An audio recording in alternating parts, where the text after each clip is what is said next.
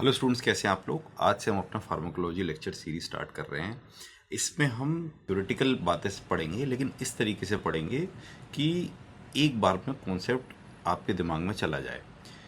Try books के साथ आप क्या होता है कि जब आप पढ़ने बैठोगे केडी की, तो आपको आधी बातें तो समझ में आएंगी, आधी बातें ऊपर से चली जाएंगी, क्योंकि ये सारी बातें यूजी और पीजी लेवल दोनों के हिसाब से बनाई जाती हैं।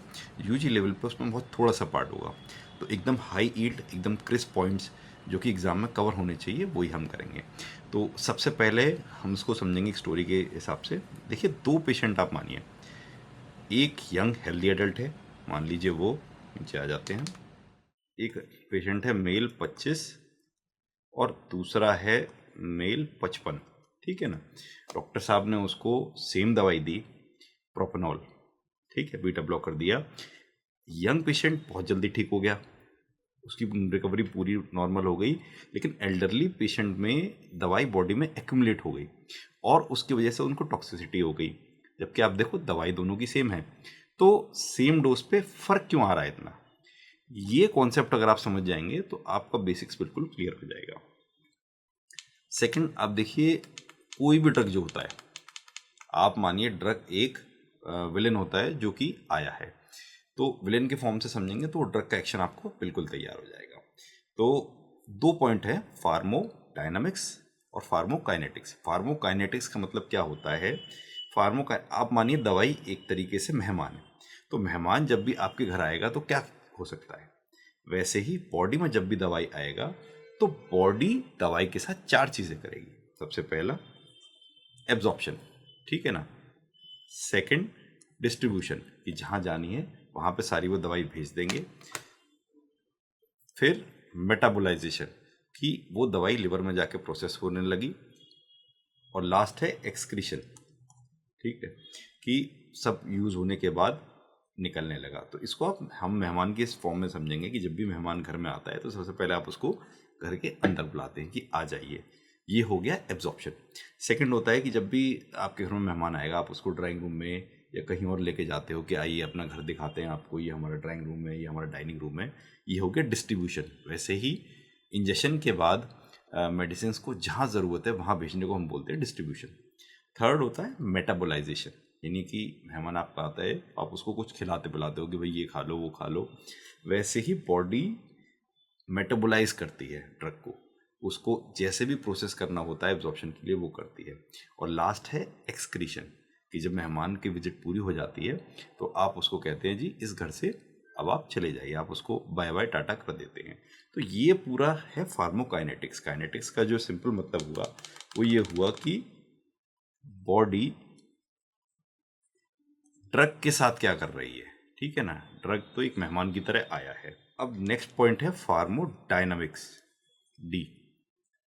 ठीक है ना, डायनामिक्स में आता है डी, तो इसको आप सिंपली याद कर लीजिए, ड्रग। और ये किसके साथ करेगी, बॉडी के साथ। तो ड्रग बॉडी के साथ जो करेगी उसको हम बोलते हैं फार्मा डायनामिक्स। ड्रग का क्या एक्शन होता है, ड्रग आपको ने अगर बेसिक नॉलेज हो तो हर ड्रग का एक अपना रिसेप्टर होता है, यानी कि अपना उसका एक साइट होती है बॉडी में जहाँ पे जाके वो अटैच हो जाती है और उसका एक्शन कंटिन्यू होता है। तो जैसे प्रोपनॉल हमने देखा था, ये बीटा ब्लॉकर है, तो जो बॉडी के बीटा रिसेप्टर हैं उस पे जाके प्रोपेनॉल अटैच हो जाता है और वहाँ से रिस्पॉन्स मिलता है। एक बारीक पॉइंट आप देखेंगे कि फार्मोकाइनेटिक्स, यानी कि बॉडी का जो एक्शन है ड्रग्स पे, वो हर एज और कॉन्स्टिट्यूशन के हिसाब से बदल जाएगा। लेडीज़ का अलग होगा, ओल्ड लेडीज़ का अलग होगा, जेंट्स का अलग होगा। फार्मोडायनामिक्स जनरली सेम रहता है, ये केवल तब बदलता है जब बॉडी के रिसेप्टर्स या तो हाइपर सेंसिटिव हो गए हों या उनकी सेंसिटिविटी लो हो गई हो, यानी कि एक तो वो बहुत ज़्यादा रिएक्ट कर रहे हैं, एक वो बहुत कम रिएक्ट कर रहे हैं। ठीक है ना। कभी भी आपको ये क्वेश्चन एग्जाम में आए, वाइवा में पूछा जाए कि भाई ये फार्मोकाइनेटिक्स है या फार्मोडायनामिक्स है, आपको सीधे सीधे ये देखना है कि ये जो जो भी कुछ हो रहा है यहाँ पे ड्रग बॉडी से एक्ट कर रहा है या बॉडी ड्रग पे एक्ट कर रही है। अगर ड्रग बॉडी पे एक्ट करेगा तो मैंने समझाया था पी डी और डी, और बॉडी ड्रग के साथ कर रही है वही एब्जॉर्प्शन डिस्ट्रीब्यूशन, तो फार्माकोकाइनेटिक्स हो गए। तो इस तरीके से ये अगर आप बेसिक्स आपको याद नहीं होंगे तो आगे आपको हायर जो मैकेनिज्म्स हैं वो समझने में दिक्कत आएगी। तो अब हम आ जाते हैं अपने क्लिनिकल सिनेरियो पे कि एल्डरली पेशेंट में अलग क्या था, उनकी फार्माकोकाइनेटिक्स अलग थी। यानी कि जो उनके ओल्ड पेशेंट में क्या होता है, लिवर और किडनी ये थोड़े स्लो काम करते हैं। स्लो काम करते हैं मतलब इनका एब्जॉर्प्शन कम हो जाता है, तो ड्रग जो बॉडी में जाती है वो एक्यूमुलेट होना चालू हो जाती है, यानी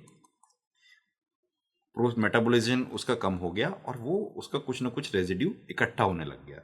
और आपको पता है जब भी बॉडी में कोई चीज़ एक्सेस इकट्ठी हो जाएगी ज़रूरत से ज़्यादा तो वो हो जाती है टॉक्सिक। तो वैसे ही ड्रग की टॉक्सिसिटी हो जाती है। इसीलिए जब भी हम आप आगे प्रिस्क्रिप्शन लिखोगे क्लिनिकल प्रैक्टिस में तो आपको फार्माकोकाइनेटिक्स बहुत देख के लिखना है, ठीक है ना। एक आपको अगर मेरा मानना ये है कि जब भी आप पढ़ें उसके साथ साथ इंटरेक्टिव लर्निंग होनी चाहिए। तो इसमें आप मुझे बताओ कि प्रोपेनॉल बीटा रिसेप्टर पे जो काम करता है ये फार्माकोकाइनेटिक्स है या फार्मोडायनामिक, ये पीके है या पीडी, ठीक है ना। एक सेकंड का ब्रेक लेते हैं। आपको मैंने क्या ट्रिक दी थी, जहां भी ड्रग एक्ट करेगी वो होगा पीडी, तो ये फार्मोडायनामिक्स है, ठीक है। हम हर चैप्टर को इतने इजी वे में करेंगे कि वो एब्जॉर्ब करने में आपको दिक्कत ना है। मेन पॉइंट हमारे क्या थे इस टॉपिक के, पीके में क्या चीज़ हो रही थी, एब्जॉर्प्शन, डिस्ट्रीब्यूशन, मेटाबोलाइजेशन और एक्सक्रीशन, ये चारों प्रोसेस आएंगे। जब भी आपसे फार्माकोकाइनेटिक्स पूछा जाएगा जनरली टफ पेपर में एमसीक्यू में पूछा जाएगा या 2 नंबर में पूछा जाएगा, बड़े में 5 भी पूछ सकता है, बट डिफरेंशिएट करिए फार्मोडायनामिक्स के साथ। तो यहाँ पे आपको ये बताना है कि it is the action of body on drug, और क्या करता है बॉडी, 4 पॉइंट है और उसको एक्सप्लेन कर दीजिए। मेहमान वाली स्टोरी से आपको ये याद रहेगा क्या करना है। फार्मोडायनामिक्स क्या था, receptor plus response, R plus R, यानी कि रिसेप्टर पे कौन से रिसेप्टर पे जा रहा है, जैसे बीटा पे जा रहा है और वहाँ से क्या रिस्पॉन्स कर रहा है, तो ये हमारा हो गया फार्मोडायनामिक्स, ठीक है। इस तरीके से बिल्कुल इजी वे में हम सारे लेक्चर्स कवर करेंगे। एक आपको ध्यान देना है, ऐसी ऐसी ट्रिक्स बताएंगे कि आपको मज़ा ही आ जाएगा। जब डॉक्टर प्रिस्क्रिप्शन लिखता है सिर्फ नाम देख के पता चल जाता है कि दवाई क्या करेगी, कैसे होता है ये हम नेक्स्ट वीडियो में कवर करेंगे।